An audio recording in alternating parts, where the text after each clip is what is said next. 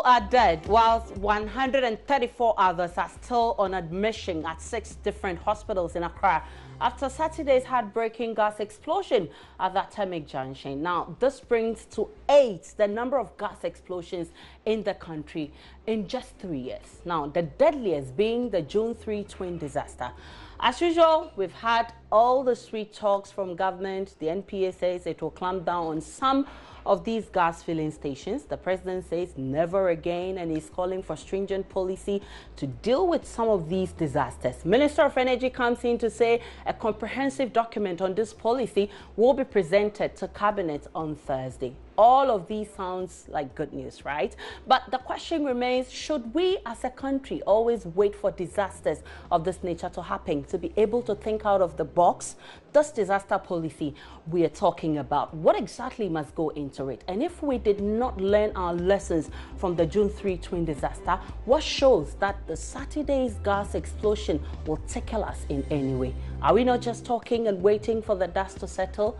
We'll be getting all the answers tonight on PM Express. My name is Aisha Ibrahim. I have some 2 fine brains in the studio, and I'll introduce them to you after this break.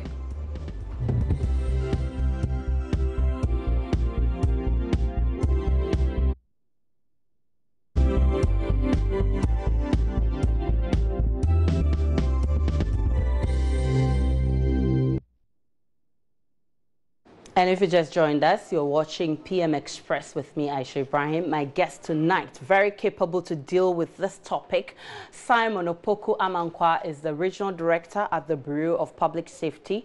And I have Adam Bona, who is also a Security and Safety Analyst. Gentlemen, you're welcome.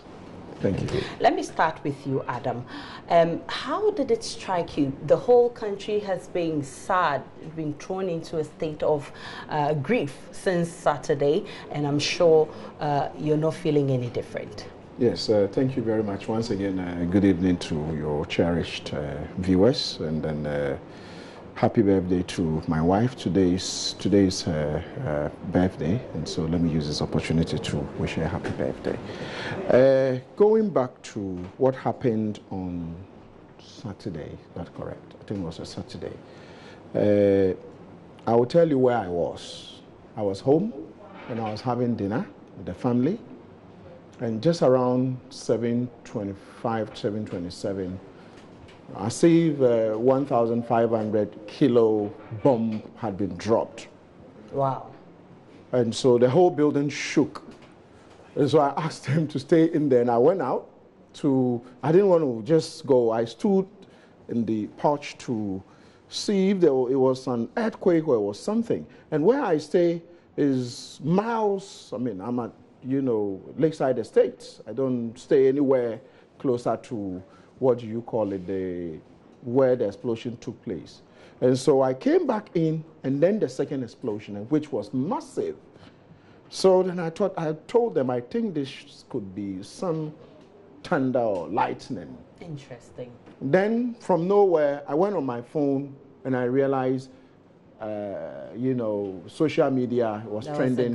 There's gas explosion. So I went straight to your, TV network and JoyNews channel, and yes, it was real. And the whole place has gone up in flames. And so it was that terrible, and I think that as a nation, this should be a wake-up call. This should be a wake-up call. If we don't know probably how hell is going to look like, one day we are going to have it here in Ghana. And so if you ask me, I would say basically that's... It's really devastating, yes, especially when we've experienced some of these things. With the biggest being the June 3 disaster, one would have thought that we had learned our lessons, but here we are back to square one. Simon, it doesn't look to me like you felt any different. To be honest with you, that station is very close to me as well, where I live. And so I actually passed there the day before. Okay. I used that filling station myself. To work and then coming back home. So when it happened and I was home, I heard the news, and my condolences goes to the dead and then the injured. To be honest with you, nobody wants to see this happening in our country. What I would say is it is going on for too long. It's something that we all know need to be dealt with. Policyholders know, stakeholders know. It is not just a gas safety issue. And Adam will bear this. It goes beyond that. It goes beyond gas. We have an issue with safety in Ghana. And if we don't look at the end-to-end of safety in Ghana, all this will be talk again. We'll come back next 3 months. Another issue will come and sit here. So, to be honest with you, I am holding the presidency, the vice president's word for this. Successive governments, in my opinion, haven't been successful on this issue. In dealing with safety matters. Safety. If we have to go and look at the root causes of this, it could have been avoided. Right. Unless I am lying. Industry experts know that this is an issue that goes beyond the explosion. We need to look at the end-to-end of health and safety in this country. And that is what I think Bureau of Public Safety stands for in this issue. Well, you may not be far from the truth because, of course, we've heard a lot of people talking about how we've gone wrong in so many of our things. And Adam, mostly when these things come up, we see the government setting up committees upon committees to look into these matters. And at the end of the day, we don't see any report. And even if we see reports, they sit on the shelves without any implementation. We don't see any recommendation. I mean, what is actually wrong with us? Is it that we are unserious people as a nation, or we are just wicked? What's wrong with us? Well, I've written a lot about this, and I've spoken a lot about this. Those of us who deal with security, safety, and you know, the like. The major problem we have in this country when it comes to safety, security, and the like has to do with as of today, we don't have a comprehensive document which is usually referred to as the National Security and Safety Policy document. We don't have it. We have some disjointed policy document. If you heard the Minister of Energy, he said they were going to work on a policy document. Exactly so. Take it to cabinet, or take it to the presidency on Thursday, to be worked he on. says. I tell you what, we have a cyber security policy, we have marine security policy. These are disjointed policies. What we need in the country is a holistic, comprehensive national security and safety policy. When we have that policy document, what we are supposed to do is that in it, we are supposed to indicate how that policy document should be financed. I'm sure you know, you and I pay to finance, what you call it, education in this country. Exactly. You and I pay for health insurance, don't we pay? We do. We even pay road levy, don't we pay? Right. Good. So then the question one wants to ask is, what is happening to us?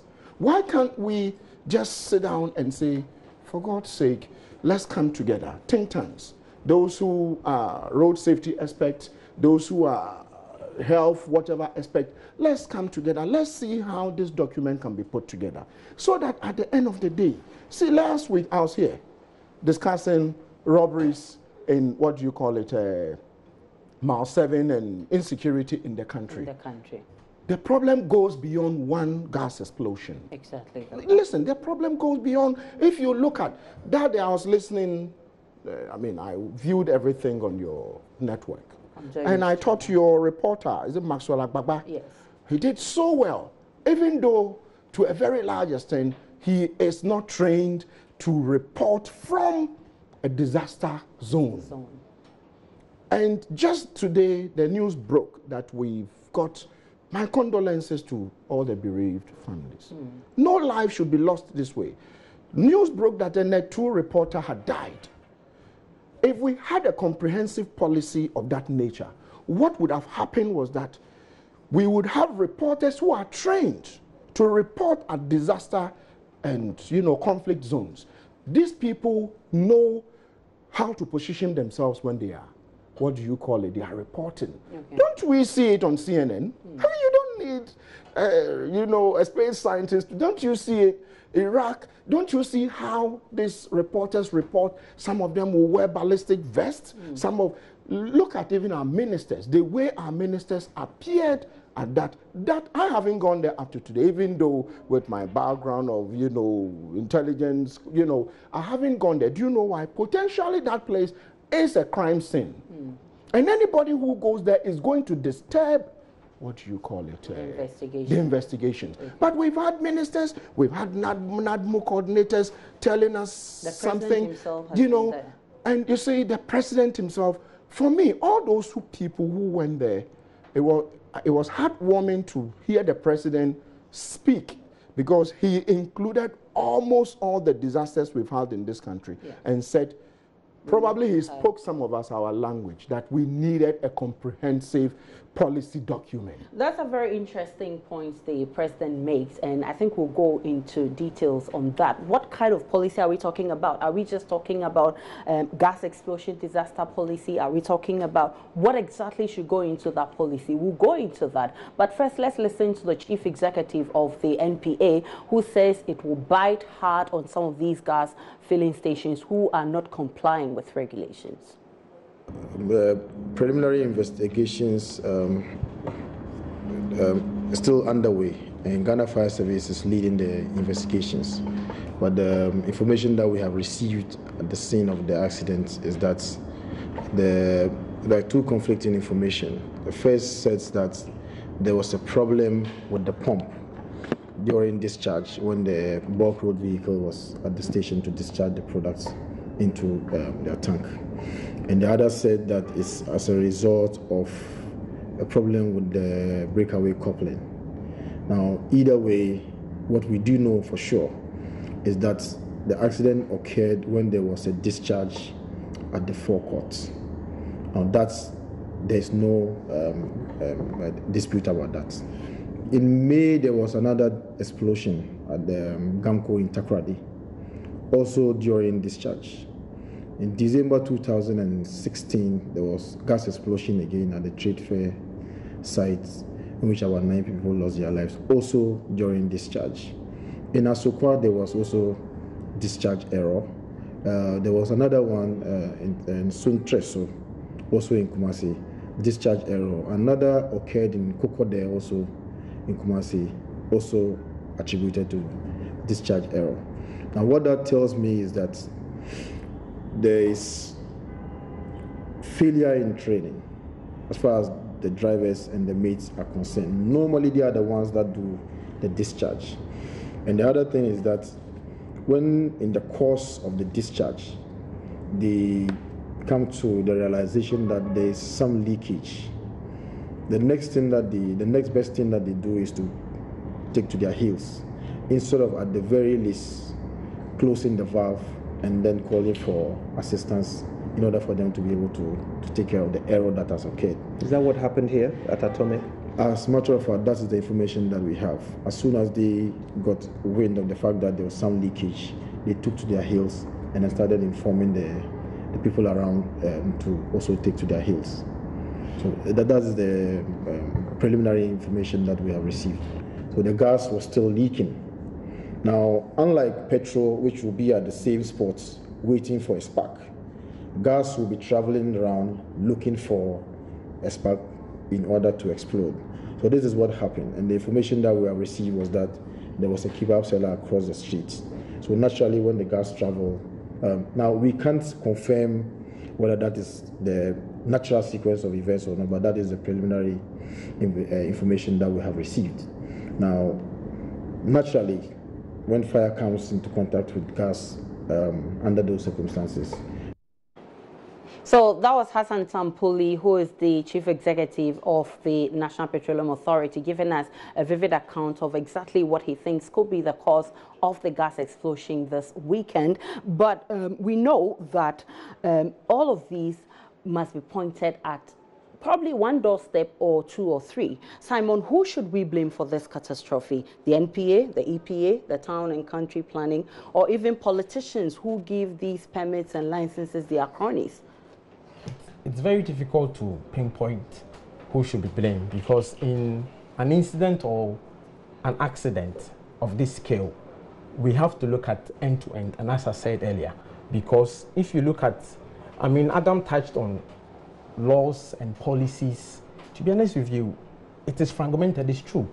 But if we look at the guidelines, code of conduct for fuel and gas to be unloaded and offloaded, they have a regime. There are rules. Something guides them. The point is, somebody didn't do his or her work well in this case. And to be honest with you, because whenever there is an accident or there is a disaster, there's no accountability. I've spoken on other platforms, and my point is, until we get accountability for somebody to be responsible for such an incident, because people died. In some companies or in some countries, the CEO would be responsible. When we go to court, the CEO of such organization would have to come and stand. What organization are you talking about? I'm looking at where the incident happened. Okay. Because as we are speaking now, it's still under investigation. Yeah. So we don't want to name names. However, who owns that filling station? What particular company owns that filling station? And they need to be responsible for that, for what's happened. The other thing that I want to touch on is, if we look at the way these accidents and incidents have been happening, the policy that we are talking about, I feel that if we restrict and limit ourselves to gas, we would be caught up with transportation. We have workers' health and safety that we haven't even looked at. Do we know how many people died today on our roads? It might be more than what we saw on Saturday. Okay. But is that news? Yeah. Nobody is reporting. Do we know the incident that's happening in the various sectors today? So I think we have to look at it holistically and not just jump into bringing out policies where industry leaders and people who actually know what needs to be done have actually contributed. Because as we said that, I mean, NADMO is saying they've had a policy they've drawn for a couple of months ago. I don't know how that is going to, because even the last incident, we didn't even know what went in the investigation. Do you have it? It's only the last incident. I can count the Wesley Grammar gas explosion. I can talk about the Takrady gas explosion, Nungwa, in which the Minister for Trade lost his sister. I can talk of so many of them. We've not seen any report yet. I don't know what is going to go into this document.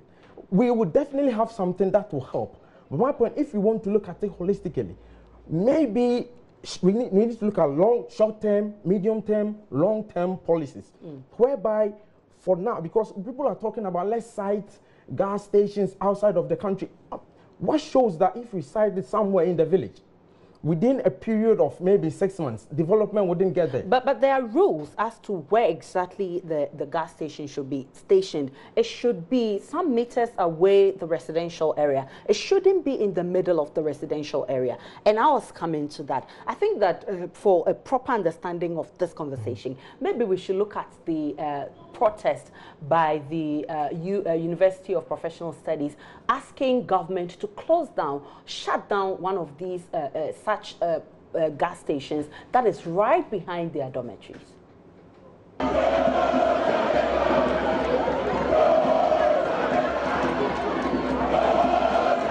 And 20 of our students are badly injured. Look at how far the incident happened, but our students are really injured. And there's a time bomb. There's a filling station just seated behind our lecture block. And should any incident happen, it's really, really going to affect us. The one that happened at Atomic Junction, look at the impact that it has had on our students. Yesterday when I saw my students, I fell into tears. The gas was in the atmosphere. And like they were feeling it at their backs. It was very hot. It came to the hostel. As I speak to you, the roof of the hostel has bent down a bit. The roof of the hostel has bent down. Some people jumped from some of the balconies. Some of the students jumped from the balconies. Some of the students fell when they were running. Where the filling station is sited, it is too close to our campus. We are asking for the relocation of the filling station. So, and this is just one out of many of the fuel stations we're talking about. I mean, it's one of the terrible issues we've had to deal with in this country, that you see a fuel station just in the middle of a residential area. I mean, Adam, is it acceptable? What does the law say about this? Well, the law the truth is that most of these fuel stations came to meet the community. And in the very organized communities, I mean in other countries, you need to sort proper permission from the community before this is cited. Is it only the community? I think the NPA comes, the EPA comes in. When in other jurisdiction, those people don't come in until the community gives you the green light. But if the community gives you the green light and it's not safe for you, should it be accepted? Usually, the community, the community would not, you would have the community saying no. Okay. And it's the reason why you, in other places, you are asked to go to the community. Because they will definitely say no. And so if people within the community are not happy, they would petition. But in a country like ours, where poverty is eating a lot of people up, you think that when they give people money, they will not agree? Exactly. And it is the reason why when you go around, unfortunately, we have most of these fuel stations dotted, I call them second generation fuel stations, are owned by who? Policymakers, largely. You have the judge who is sitting in court trying his own case. Okay. I mean, you are a judge and you are trying yourself in your own case. Yeah. Definitely you are going to rule in your own favor. Right. And so we have a situation where most of these fuel stations you see around are owned by people who themselves are supposed to be checking and making sure licensing regime is rigorous and is, done in a way that will not affect myself and you. And so you get up in the morning and there is the wall coming up and they are digging, and when you go in there, you see a very powerful person and you are told, I mean, he owns it, and you really can't do anything. You go to the EPA, you go to the MPA, you would petition and petition and petition, and usually it ends nowhere. Well, and so that is the problem we are faced with in this country. Certainly, it's not the right thing to do. Yes. Of course, you can't have a fuel station right in the middle of a residential area. It's not the right thing to do, and I'm not sure that's what the law says. We're supposed to have the EPA join this discussion, but we're told by the PRO of the agency that they're going to hold a press conference tomorrow on the matter, and so they're declining to talk. We'll be looking forward to exactly what the EPA will be saying. We hope it's not going to be a repetition of what we already know. But whose duty is it to check and make sure that some of these things are done right? Okay, so in safety, we have something called safety management system, which starts from policy of individual organizations, which spells out procedures and activities for almost everything within the organization. That talks about risk assessment, which looks at inspections, auditing. So there is a lot that needs to go in for one particular space, if you call it, let's say a premises where work is going on. So there is an internal responsibility for every organization to look at their processes, check themselves, and daily checklist, procedures, code of conduct, everything, because before you offload and unload, there is a checklist. And I know Adam will touch on it in some of the things that he wants to talk about. To be honest with you, you bring a truck into the area and there are checklists that you need to go through. The same way if you are offloading. So it is there. What we need to know, and in this investigation never comes up, is who didn't do his work right. And that is where the problem is, because and the siting of the stations and who gives permit, to be honest with you, if you go to some of the Western countries, the very developed countries, they have filling stations in residential areas. It is not any different. So where they need to site it is not a problem. It's after they've cited it or before they cite it, who gives the license, and has due diligence been done? Because before you give license, you need to make sure, you even need to check the safety record of some of these companies who are coming to you. Right. Do they have a policy? How do they report the accidents? Because for all you know, there had been near miss of such an incident, and near misses is just before they maybe offload in a previous time, they might have had a leak. The point is, did they report it? If they reported it, then maybe management would have known that this thing needs to be talked about. Okay. We need to address it. So it is a very comprehensive issue that we are talking about, and such that safety professionals and people who know how to address this are there. And we are ready to give our support to government and policy makers. All right. Adam, so ideally, what are some of the measures we should be taking? In this instance, the Atomic Junction case, we realized that there was leakage. The car was offloading fuel and there was leakage somewhere and all of that. You were talking about some safety measures that should be taken at the moment when the truck is offloading. Tell us about it. For instance, I would indulge you to fake this. The MPA, they call this, I got this, from one of the gas stations. They call it the arrestor. Okay. Okay. This looks like a missile launcher or something. They call it arrestor. And what this thing does is, when they said when you drive the tanker or the what do you call it, the tank filled with LPG to the retail point, and you have to pump the LPG into the static tank. You put this on the engine that is running to arrest what they call the fumes. You know, these engines are powered by fossil fuel. And so you have, what do you call it, fumes and other stuff coming out. And if you know, when vehicles get old, sometimes you have sparks coming out of these fumes. And so they say, fix this on it. And when you are done, they are expecting it to cut the fumes. But I'm telling you, that isn't right. The right thing to do is to use what others are using. A few of them are using that in this country, which is the electric pump with the motor. With the electric pump with the motor, it doesn't, what do you call it, you don't need to turn the engine on. But what happens is that if they are not even supposed to be discharging LPG when the engine is on, even around the time when the vehicle was discharging, it was wrong. It was against their own regulation. And so even during the day, when you go to a fuel station, they tell you normal procedure, safety procedure, turn off your engine. But when this... You can't even make a call. Exactly. But when this tankers carrying this inflammable, gases get there, they have to turn their engine on to be able to pump the gases into the static tank. That is so wrong. That is so wrong. And when there is a leakage, you know how they detect leakages at the stations? Most of them use maybe some 18th century. They put Omo or solutions. Wow.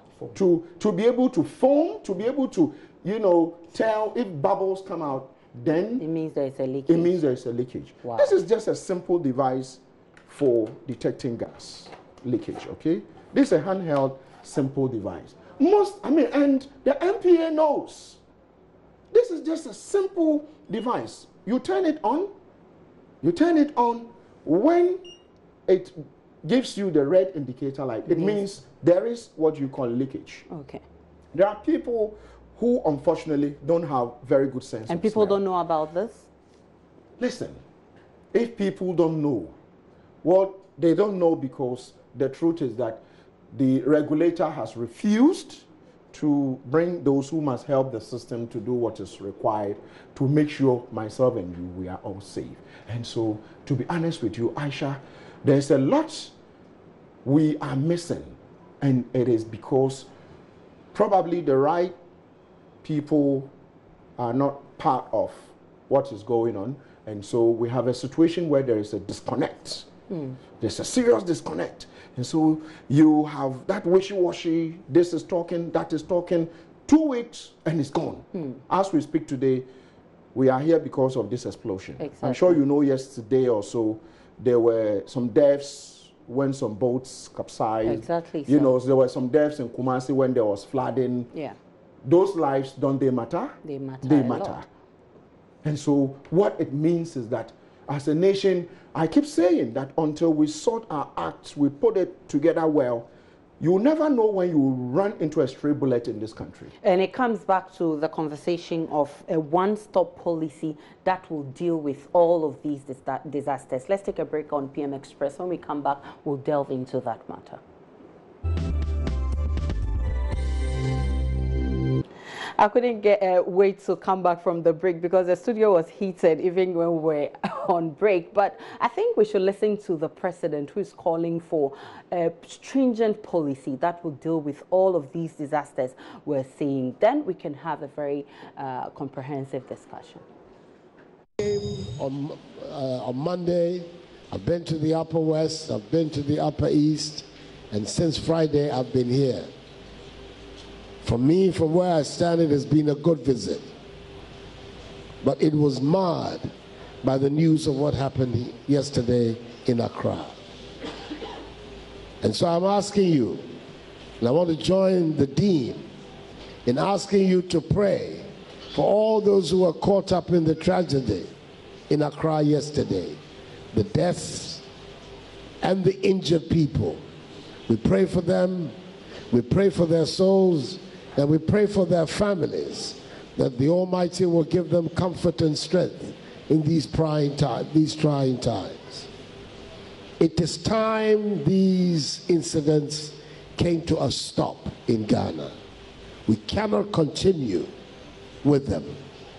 I've asked the Vice President to go back to Accra to see with his own eyes and that of the minister what has taken place. We are going to have to come out with a clear policy on how to prevent such incidents in the future. Fortunately, Cabinet will be meeting on Thursday, and I believe out of that meeting, the country will know what our program is, the comprehensive program that we intend to have to bring such incidents to a stop. What happened yesterday is one too many. We cannot afford anything. I would like everybody involved in the industry to recognize that we will all have to make adjustments to be able to guarantee the safety and the security of our people so these things do not happen again. And I need the support and cooperation of the people of Ghana to make the policies that we'll be bringing out succeed so that such incidents become a thing of the past and not of our future. And that was President Akufo-Addo assuring us that there's going to be something from government, and he's proposing a very strict policy that will regulate some of these disasters. It looks like a heartwarming promise, but whether it will see the light of day is another thing people are asking. And my question to you, this policy is a heartwarming one, and I think we've been waiting for this for quite too long. We've had a lot of policies in Ghana. Laws get passed. However, there is something that we are missing as well in this whole discussion, and that is enforcement and accountability. Because once the policy is there, it's a nice document, how many pages, nobody knows. However, there will be somebody who will be responsible, whether it's a commission, an agency, an entity, to police that policy. Okay. During this process, we need to make sure that those individuals are independent of the government. We have to have them accountable for such incidences, and we need to make sure that whenever there is an issue, they are the people who would be responsible because it is their responsibility. Off camera and during other platforms, you realize that the talk is all to do with politics. There's a lot of political talk going about. Okay. This is not politics. No, this is not politics, to be honest with you. Industry leaders, people who are into safety, everybody wants to help. And all that we are saying is, if it's going to be a comprehensive policy, then it means we would have to come on board. Every single person who has industrial knowledge in such incidents and disasters needs to be brought on board for such a policy to be comprehensive. It is no point coming up with knee-jerk policies, thinking about something, drawing a policy which maybe we haven't thought through right. We have to sit back, look at what we are missing. It doesn't matter how long it takes us. So do you think that the president's call is a knee-jerk reaction? Is something that he just spoke about because of this disaster? Not at all. It is heartwarming because he is the leader of this country and he needs to bring something to us. However, in terms of the framework of such a policy, it has to be comprehensive enough. And when we are looking at comprehensive health and safety policy for a country, it means that every industry is involved, including the gas, including ordinary offices, school children in schools, transportation. We are looking at the various types of safety. All safety. And that is what we are calling for. Adam, what should go into this policy? If you ask me, I've heard a lot. I mean, it's almost like the Pandora's box has been opened. Everybody's talking, the ministers, one trying to outshine the other, and I find that and one will say it's normal in our country. Yeah, it's, you know, when I'm thinking we should, like we were taught, you know, breathe in and out, take it easy, take one step back, and sit back and ask ourselves, what went wrong? If we would be able to tell what went wrong, then one would say this policy probably should include, like Simon mentioned, we want to see all areas within this country. Every area should be factored in this policy. For instance, I mentioned on our last program, okay, universities, second generation universities are cited in Ghana without police stations. First generation universities that were cited in Ghana had police stations attached to them, right? Today, second generation universities, the UDSs and the UHASs and the rest, no police stations attached to them, okay? We have less than 8,000 fire officers in Ghana, including those who sit in the offices. How many fire attendants do we have? Okay, do you know how much we spend in terms of retooling the security agencies and, you know, making sure things are done? We need to sit back and make sure that, listen, in this country, you get to a zebra cross, and you joke and you want a vehicle to stop for you. No way. It will clear you off that zebra cross. It's not that way in other places. All right? All these things should be factored in to make sure the needless lives are lost. Listen, it is not for nothing that aeroplanes don't fall from the sky very often, because we have international, it's been standardized. So that you see, even if your airport is not fit for purpose, you won't have international flights coming into your country. So we should do the same when it comes to this. And so, listening to the president, I would say that for the first time in so many years, I felt relieved, and I felt that just like the way the president dealt with or is dealing with the Galamsey menace, the president and the people of Ghana, we should wake up to that call and make sure that at the end of the day, every life that is lost in this country should be accountable. If you heard the MPA boss speak, I thought that, you know, it means they knew everything that took place. And so who is responsible for what? People are still going to keep their jobs tomorrow, isn't it? And so once people know that even when people die, I still keep my job, nobody, I mean, we are going to be negligent. We don't care when people die. And so, seriously speaking, Aisha, I'm praying that Thursday, I know the president, His Excellency, the President Nana Akufo-Addo said cabinet would be sitting. I know they would not be going to him with any reactive policies. If they should bring to him any reactive policies, he should tell them, go back. Even if it's going to take us 4 years to get this sorted, please, let's take our time and go through this. Go to Britain, at least. I know there is a three-tier, regime. They have tier 1, tier 2, tier 3. Okay. And each of these ones talks about one aspect of security and safety and probably health. Over here, What do we have? Even, you remember 2016, 2015, when Côte d'Ivoire, there were attacks here and there, in Mali, in other places. We had ministers of information actually issuing health, what do you call terrorism alert. We had, everybody was speaking.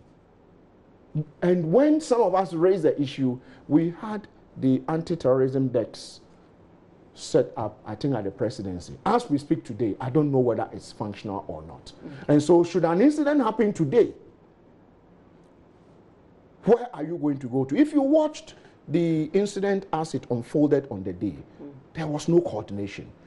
The fire service guys were talking. Everybody seems to be talking. In other proper, organized jurisdictions like Britain at least, which I know of, no, you just don't talk. You go there, do your professional work, and tell everybody, we cannot talk until we have the facts. But at least the nation needed some assurances. The nation needed to calm our nerves. The nation needed assurances. So now, have we been assured? Well, at least some. It's still rumor. It's still rumor because I heard from the first gentleman, it gives you some hope. At least the first gentleman, I think. His statement made some of us very comfortable that at least for once somebody is speaking for majority of us. Because I thought people were just talking. I think one of your colleagues came up with a video and we had the fire service people come with a rebuttal, and in their rebuttal they made it worse. Because whilst they were you know, trying to say what he said was wrong, they were also trying to say that they haven't concluded with their investigation. So if you haven't concluded, how then do you say that? So what I'm trying to say is that at least the president came out strongly as the leader of the nation. He, to me, for a very long time, we have somebody who can probably stand up to the people of Ghana.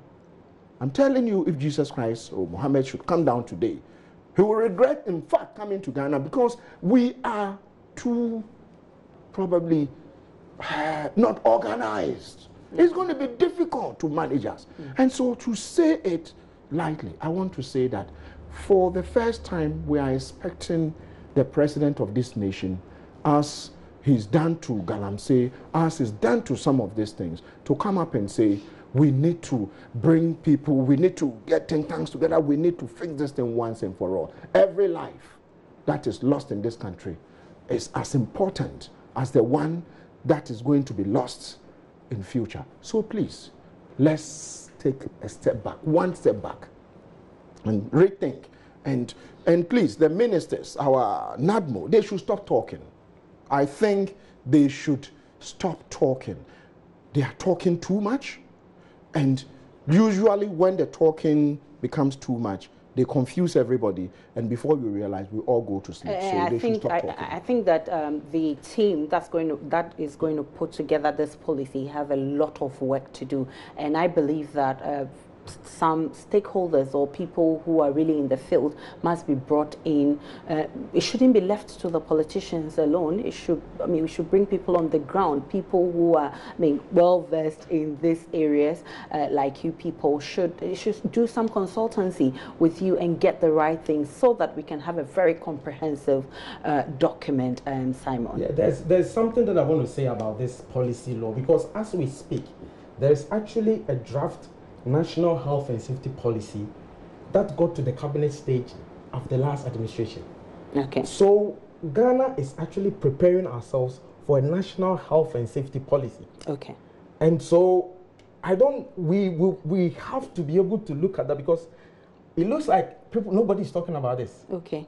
This has actually been drafted with support from international organizations. The factories and offices, Department of Factories Inspectorate has been on this for a very long time. Bureau of Public Safety is supporting other safety specialists, industry, mining regulations. Everybody's on board of this. And that document is in Parliament? It got to the, to be honest with you, I have clear information that got to the stage where it needed to be talked out in Parliament. Okay. So if it's news, then it is something that the media should pick up, because there's a policy that has been drafted. It's a bill now that they need to discuss and then pass. That is what I wanted to say. There's something on the table. Yeah. Well, that's a very interesting revelation. Of course, we would follow it up. And if there's such a policy, then it means we don't need a new policy. Absolutely. What we need is to actually strengthen it. If we think a lot of things are missing, strengthen it and make it what we are looking for. I don't think we should start something all over again. But beyond listening to the politicians and all their assurances, and somebody describes it as their nagging assurances, I think we've come to the stage where individually we must think of our safety. And someone will say, okay, they want to bring in a policy. Until then, if we see the policy, then we believe politicians. Until then, we don't really think we have any safety measure or safety anything to take care of us in times like this. And as individuals, so how do we begin to take care of our own safety? How do we do that? Let me start with the Bureau of Safety here. We are going to address what we call safety culture. And Adam will, it's the same as safety and security. To be honest with you, if somebody comes from a different country and visit a workplace or an establishment, and you look at the gaps in security and safety in Ghana, you realize that we are joking. Regard for human health, no, we don't have it. Okay. We cry when people die. Okay. But it's just because we love to cry. I don't think we actually... there are a couple of times that I've sat in a public vehicle going on the motorway, and I've actually gotten off because of the state of the driver or how he is driving. And you realize that the passengers are okay. People want to get to their destinations. Nobody will talk about it. The same way, if you want to give way to people moving on the pedestrian crossing, a vehicle at your back is going to hit you because no, okay. To be honest with you, that is actually happening in Ghana and across the industry. Regard for our health, duty of care for our individuals, our colleagues and friends, it is non-existent. And so if we find ourselves in this terrain, like the gas filling station, how do we take care of our own security so we don't find ourselves Let's look at a simple example. When you sit in a church, by the time you get to your destination, the vehicle will definitely pull over in a filling station to fill a tank. Okay. With the passengers inside. Yeah. That is a no-go area. Okay. Nobody complains. I've complained once and come and see the reaction of the same passengers. Okay. So it is as if people who have information to help are not giving even the platform among our colleagues. Okay, I'll come back to the Bureau of Public Safety. Of course, it's your duty to also help in educating the public. Probably it wasn't the right platform. But Adam, I've seen around the gas filling station, there are commercial activities going on, and we're told that some kebab seller was the one who lit his fire, and fire service is saying no, and all of that. Probably the casualties could have been minimal if we didn't have such people around, or if they had taken better care of themselves. Thank you very much, Aisha, and our viewers. I would want to address this. You wanted us to, I'm sure you would want the public to be educated on what to do. I would answer that question, but as our leaders are putting in measures to address the futuristic disasters that would take place. When you are at home, and for instance, you are attacked by armed robbers, most people try to fend off the armed robbers, and sometimes they get maimed or they get killed. The first rule is, once they break in, give them everything they have, you have. Okay, but for the purpose of this discussion, let's limit ourselves to the gas explosion. The gas explosion. What I've noticed in this country is that because probably we are not too busy, we like to sightsee. And so little accident, little crash, and people run to the scene to watch, to be able to sometimes take selfies and do other things. If an incident of such a nature is breaking, the first thing you should do as an individual is to start running towards the opposite direction. run towards the opposite direction. And as you are running, just pay attention to yourself. Usually what happens is that most of these injuries were as a result of people trying to run and not paying attention, and so they got knocked off or they fell in gutters. But if you are running and paying attention, it means you are conscious of yourself. And so first thing is pay attention to yourself whilst you are getting away from that disaster zone. Once you go further as you are running, if you can tell people to move because there is a disaster that is unfolding, you will be able to probably get other people, you know, stay away from the place. But as individuals, why would you want to set up around what do you call it, a gas station selling, you know, some of these things? It shouldn't be. But the truth is that the ideal thing, they say you should have about an acre or so for a gas petrol station in this country, but unfortunately it is not. And those who have those size of land, when it is people coming there, sometimes they lease part of the land to these people without the authority coming back to descend on them. And so these are things that as individuals, we should always run away from such incident instead of, because we are told that it was the second incident, the second blast that killed most of these people and that brought about most of the injuries. Because then the first blast, those who were not there trooped in there, and the second blast happened. There could have been a third blast. All right, that's all time will allow us, but it won't be fair to take your last comment. As a Bureau of Public Safety, how can you help to minimize some of these incidents? We're told that one gentleman was taking video of the whole thing and he ended up dying at the end of the day. This gives us a platform to be able to caution citizenry about safety. Briefly. Because you know how safety is important to you. If you are conscious and aware of yourselves, your surroundings, your home, your environment, the vehicle that is sitting, you can't start a vehicle until you know you have fuel. So let's look around us and be quick and abrupt when it comes to and be cautious. Yes, and when it comes to our safety. So you had the two gentlemen, very able men who dealt with the issue very well, and they're saying that your security should matter to you, your safety should matter to you. Don't go being inquisitive. You should go the opposite side when you hear some of these things, rather than going there to take pictures to share on social media. Thank you very much, gentlemen, for coming on PM Express, and thank you so much, you at home, for watching. Another exciting show awaits you same time tomorrow. Have a great one.